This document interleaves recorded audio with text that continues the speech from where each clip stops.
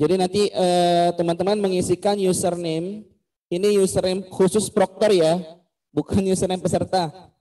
Beda ya, jadi nanti teman-teman yang memegang akun Proctor ini diberikan khusus username-nya, juga password-nya. Ya. Oke, setelah submit, nanti teman-teman akan dihadapkan dashboard ya, dashboard CBT Sing Web. Nah ini masih yang kemarin ya, jadi saya sedikit memberikan gambaran. Jadi kalau yang kemarin itu teman-teman harus memilih daftarnya dulu ya, atau kelompoknya lah di sini. Nah nanti teman-teman tidak perlu memilih ini, cukup langsung nanti ke menu status tes seperti biasa. Status tes, di situ ada pilihan untuk kelompoknya saja. Untuk yang daftar tesnya memang sengaja kita disable ya, sengaja kita disable. Yang aktif hanya pilih kelompoknya saja. Jadi nanti teman-teman memilih kelompok, kemudian klik tombol simpan, ya klik tombol simpan. Ya sama seperti semi online lah seperti itu. Cuman bedanya kalau semi online teman-teman memilih daftar tes dan kelompok. Kalau yang online ini nanti teman-teman hanya memilih kelompok tesnya saja. Kelompok tesnya saja, kemudian baru klik tombol simpan. Kalau sudah klik tombol simpan, nanti di barisan token, ya di barisan token itu ada tombol refresh, ya ada tombol refresh. Silakan klik tombol refreshnya untuk memunculkan token. Kemudian ada kalau yang di sini ya, yang ada di sini itu reset login peserta. Untuk reset login peserta ini kita sudah ubah namanya sesuai permintaan dan masukan dari teman-teman yang sebelum-sebelumnya ya, yang sudah mengikuti kegiatan sebelumnya itu. Jadi untuk reset login ini kita ubah namanya menjadi daftar login peserta. Diingat-ingat teman-teman ya, namanya menjadi daftar login peserta. Ya, daftar login peserta. Nah, untuk daftar di sini jadi fungsinya ini hanya untuk melihat peserta yang sudah login, ya. Meskipun nanti ada tombol reset peserta di sini ya. Nah, ini masih kita diskusikan apakah nanti tombol reset di sini kita hilangkan atau kita hide atau kita disable. Sementara ini masih kita diskusikan dengan teman-teman yang ada di tim pusatnya. Jadi untuk sementara ini tombol ini jangan dipakai dulu ya. Tombol ini jangan dipakai. Jadi hanya untuk melihat status siapa saja yang sedang login.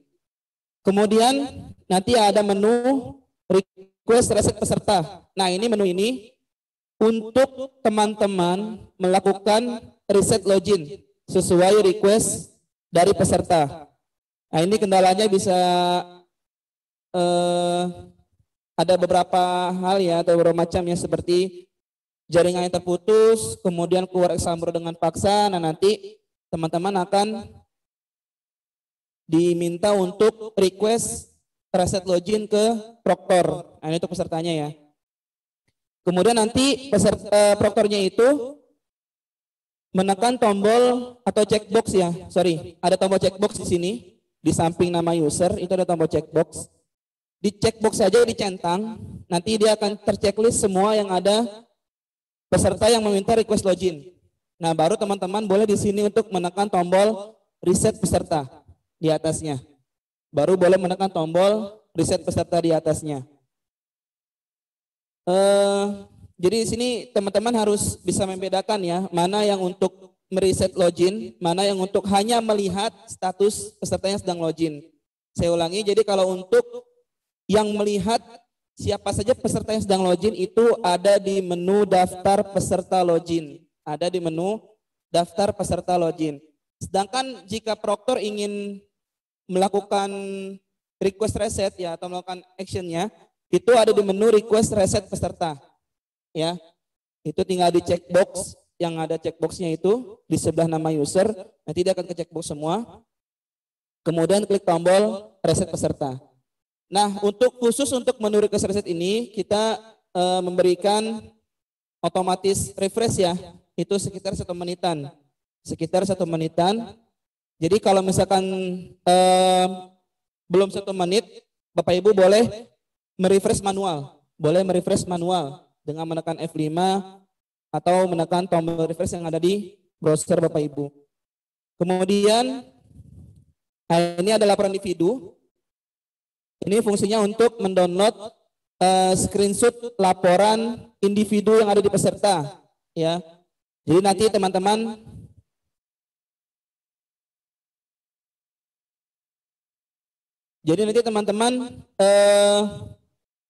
untuk pengerjaan soalnya cukup melihat fungsinya saja ya. Jadi misalkan teman-teman ini menjawab dengan tombol yang ada di keyboard A, kira-kira terpilih nggak A-nya, kemudian B, C, D, dan E, misalkan gitu. Kemudian dilihat lagi yang panel pesertanya. Jadi teman-teman di sini tidak perlu, ya mungkin kalau masih ada catatan masalah konten silakan dicatat.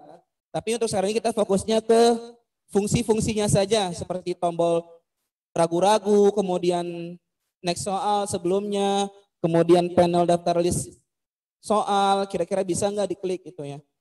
Dan kemudian kita juga ada beberapa nambah untuk update-nya sesuai request kemarin ya dari beberapa provinsi.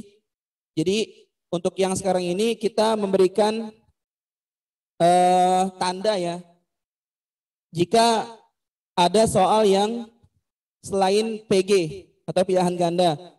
Karena untuk yang HKM ini kan kita ada beberapa jenis soal ya, ada esai, kemudian ada kombinasi PG esai, multi-tab, drag and drop, dan yang lainnya. Nah itu selain PG, selain murni PG, kita akan berikan tanda di daftar soalnya itu dengan logo checklist. Ya, jadi mungkin teman-teman nanti bisa melihat itu. Kira-kira berfungsi nggak menu-menu itu? Ya, jadi cukup melihat fungsinya saja. Adapun mungkin masalah konten bisa ditambahkan saja ya nanti di laporan teman-teman. Oke, lanjut ya, ini laporan individu. Jadi cukup klik download, nanti akan mendownload hasil laporan individu yang terscreenshot ya oleh sistem ya. Jadi nanti akan mendownload. Kemudian nanti ada menu baru, bukan menu baru sih ya, menu yang lama kita tampilkan di Proctor, yaitu ada menu kelompok tes. Ya ini masih kita belum tampilkan ya di sini. Belum sempat saya ambil screenshotnya. Jadi nanti Bapak Ibu akan melihat beberapa menu yang hampir mirip dengan waktu simulasi, waktu semi online ya. Jadi hampir mirip lah. Mungkin yang belum ada itu hanya status pesertanya, kayaknya sih kalau saya ingat ya. Jadi nanti ada menu-menu yang seperti ini, yang sekarang ini itu sudah kita tambah dan kita ubah. Ya mungkin nanti bisa teman-teman lihat langsung ya. Ya mungkin itu saja dari saya, sedikit pencerahan.